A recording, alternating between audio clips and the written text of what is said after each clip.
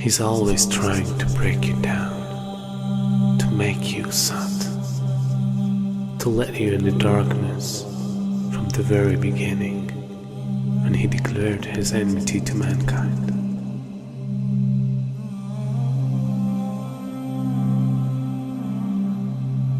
And throughout the history, he caused evil and destruction between every nation.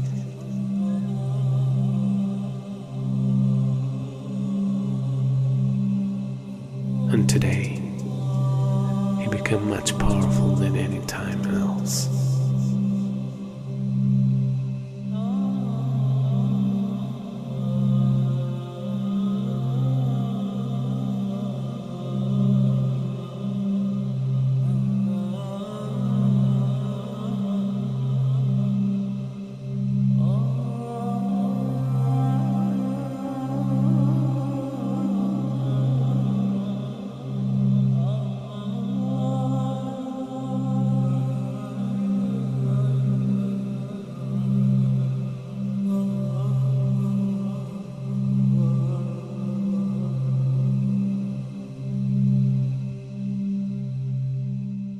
A new world order, a world where the rule of law, not the law of the jungle, governs the conduct of nations.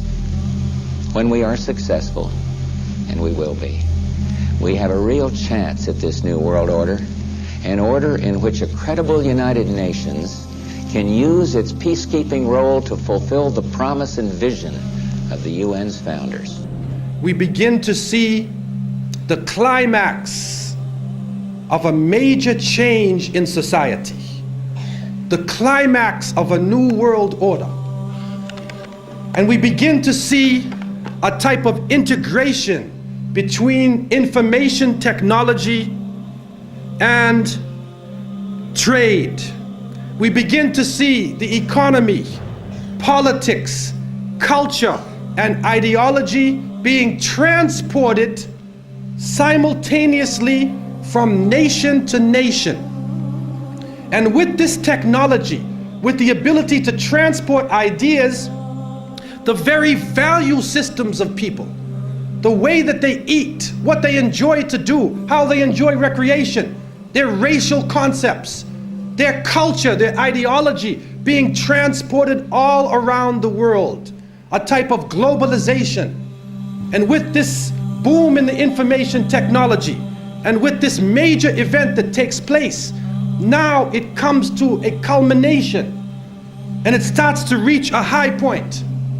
And so the innocent people, we look at this and we say, what is going on? What is happening to the world that had so many different varying views, different nations, different ways of approaching things that can complement each other?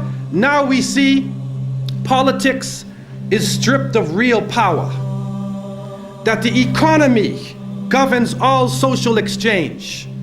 We see that the states serve the financial power structures, that the real power is no longer in the hands of the generals, but the real power now switching to the hands of the people who run the economy, to the banking systems.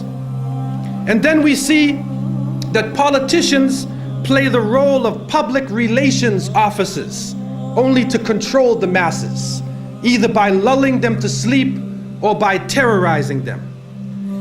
And then we see that the masses of the people become helplessly preoccupied.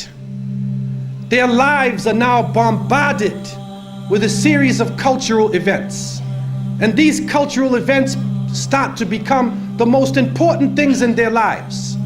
The World Cup, the Major League Series, the rugby, the cricket, the hockey, the tennis.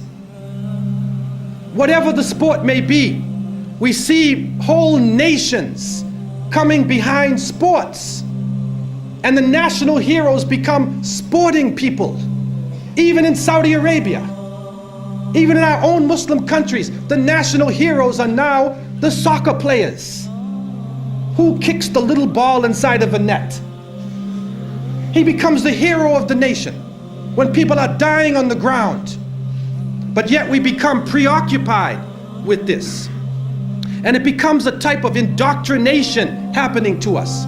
And with the use of powerful music playing on our emotions, with videos now being taken to the furthest extremes in the planet, people's thinking processes are changing. People are now in love with the superheroes, even confused about their own identity, trying to change themselves, change the color of their hair, change their eyes, change the way they dress, change the way they talk on a global level. And then we see drug addiction reaching a point that humanity has never seen before. And after traveling to over 36 countries, looking at the Muslims and being with them, I have found that in all of the communities that the young people are being confused with drugs. It is pouring into our countries.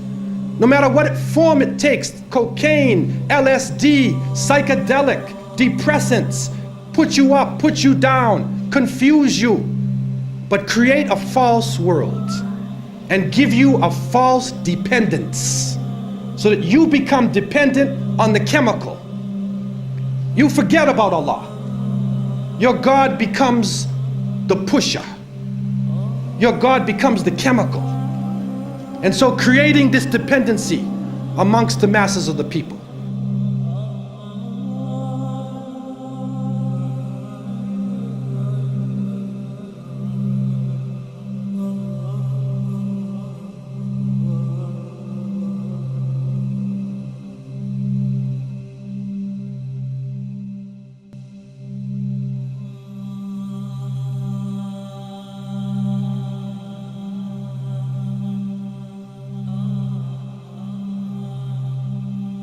This is a dollar bill, which is the now devalued dollar bill. And on the back of the dollar bill, there's a seal on this side. It's called the Great Seal of the United States. That's what it's called. It's their seal. Now behind the seal, this is actually what is behind the Great Seal of the United States, is a pyramid with one eye. 13 5-pointed stars, and when you draw lines between them, you'll draw a 6-pointed star. If the hexagonal star is lifted out and placed over the image of the pyramid, its points indicate specific letters in the Latin inscription surrounding it, which are thought to be an anagram. Inside the American dictionary is the word anagram, which is the intentional scrambling of the letters of a word to conceal the real word. So if you re-scramble, you get Masons. This is how we know that the Masons originated the drawings for the Great Seal of the United States. This search for concealed meanings in the iconography is not confined to the imagery alone. It is claimed that the number 13, the most ominous number in Western tradition, is hidden throughout the symbols on the $1 bill. They point out the repetition of the symbolic number 13. There are 13 leaves on the olive branch in the eagle's right claw, 13 arrows in the left claw, 13 stars above the eagle's head, and 13 bars and stripes on the shield. Count the feathers. You'll notice that there are 32 feathers on the bird's left wing and 33 on his right wing. This is understood to refer to the 33 degrees of Masonry introduced by the Supreme Council of the Scottish Rite, America's most prominent Masonic order, whose national HQ is in Washington. If you look, you'll see the pyramid is built except for the top. It's built except for the top. The eye is suspended above the top. It hasn't come down yet. Because they believe until they've finished the Masonic project, which is the what they say on the bottom, Novus Ordo Seclorum, and then Annuetta Cheptis, he is pleased with our project. In other words, the God they believe in is pleased with our project. What is the project? This is the question. What is the project that this God is pleased with? The project is literally the secularization of the world. To completely strip the world from religious beliefs. This is the project, and that is why it is called Novus Ordo Seclorum, a new secular or worldly order.